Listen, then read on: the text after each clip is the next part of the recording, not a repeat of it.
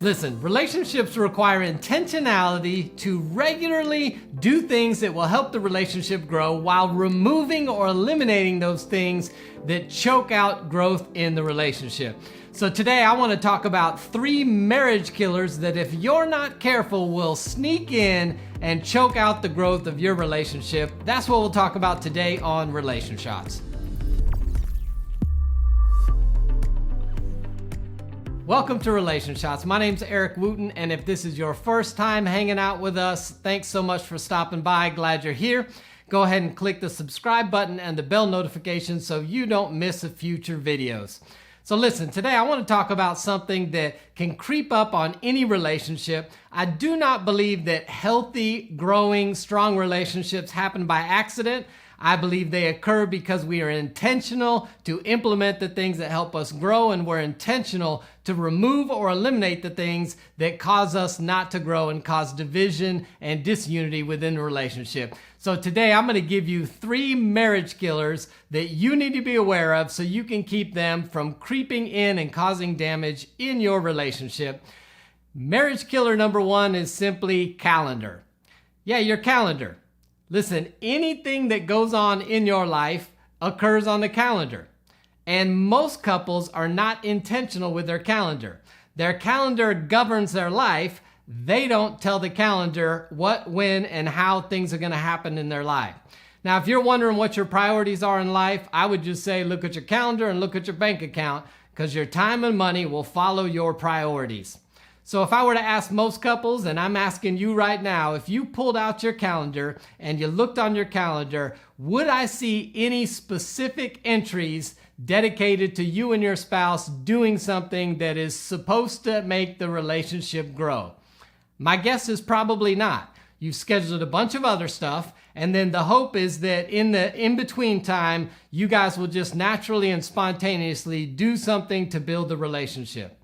Well, I want to tell you that's probably never going to happen. Your calendar is always going to take over. The tyranny of the urgent will push the relationship on the back burner, and pretty soon you'll find yourself disconnected because you have not prioritized it on the calendar. So this week, what I want you to do, I want you to get out your calendar. I want you to look on it and plan just 2 dates. These don't have to be leave the house, elaborate, spend a bunch of money. I'm talking 15, 20, even 30 minutes, maybe an hour, where you're saying phones are away, kids are not going to distract us, we're going to focus in on do something. Play a game, watch a favorite TV show without your phones in your hands, do something. If you need some ideas, you can go in the notes below and get on our website. We've got a link to a free guide to intimacy that will give you some different ideas on what you can do to grow your intimacy. But the challenge this week is find a couple times to put on the calendar what you're going to do to grow the relationship so that the calendar does not become a marriage killer in your relationship. Marriage killer number 2 is comparison. Now, there is nothing that makes you feel worse about your relationship than seeing somebody else's that looks way better than yours. They seem to be having more fun. They seem to be getting along better. And anytime you do that, you're going to feel worse about your own relationship. But here's what I'm going to tell you something. I'm going to let you in on a little secret. As a counselor, I could tell you with 100% accuracy, because I've seen it over and over and over again, a lot of those couples that are posting on Facebook or Instagram about how they're so blessed and how their spouse is the most amazing person ever, 2 days earlier, we're sitting in a counseling session talking about how they can't stand them and they think they're going to leave their spouse. I literally have seen it where the day after somebody came in, I see them posting something and I'm like, I don't know who you're fooling. Maybe they're trying to convince themselves. But do not compare your real relationship to some highlight reel that some other couple's putting out there. Because here's the reality. Every relationship is different. And so even comparing some good things sometimes, what may work for one couple may not work for another couple. So the key to you guys having a healthy relationship is you finding your own relationship rhythm. What works for you? You may not be as affectionate as the couple next door. You may not like travel like the couple next door. You may not be the couple that always kisses before they leave the house or always gets up at 6:30 to have coffee and do devotions together. You may have a different rhythm. The key is not to compare yourself to somebody else. The key is to figure out what works to connect the two of you and your rhythm. So you can easily fall into the trap of looking at somebody else's spouse or somebody else and going, man, if I had married them, I wouldn't have all these issues. And you might be right. But I'll tell you what you do have, a whole new set of issues based on their personality and the baggage they bring into relationship.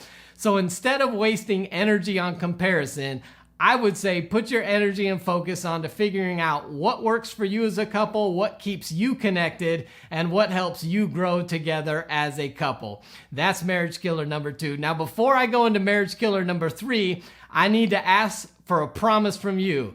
Do not be judgmental, don't be self-righteous, and don't look at me crazy when I give you number 3 until you fully heard me out, okay? So marriage killer number 3 also starts with the letter C. It's children. Yeah, see? I knew you'd be like, oh, I can't believe he's talking about kids like that. Listen, I'm sure that precious Johnny is amazing. He's angelic. I'm sure you have the cutest, the best, the most fun and enjoyable and lovable kids ever.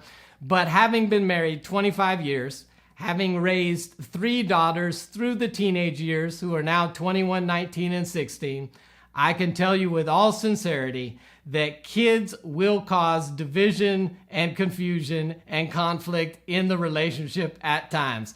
I will. I was gonna hold short. Kids are marriage killers.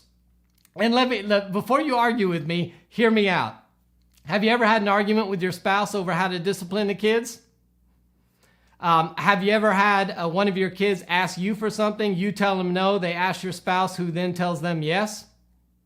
Have you ever had a situation where you're tired of being the bad or mean parent while the other parent just plays the hero all the time? Have you ever gotten frustrated at your husband for referring to watching his own kids as babysitting? I'm just going to stop there so I don't take you to a place of anger you don't need to go to today. But here's the reality. Kids cause distraction and often disunity in the relationship. And we have far too many parents today who are idolizing their kids. Their calendars are built around their kids. They have no margin for the relationship or the marriage because of all the energy and time spent into the kids. And let me remind you something. There comes a season when your kids will be gone again. And if you're not looking forward to empty nest season as a couple, then there may be something going on in the relationship that you need to address. So while kids are great, and I do think you need to put time and energy into kids, here's what you need to remember. They were God's before you got them. They're God's long after they leave your home. You are simply a steward to parent them and influence them for a season. And healthy kids will usually arise out of a healthy marriage environment. So you need to tend to your kids, but do not allow them to become a priority where your marriage takes a back seat.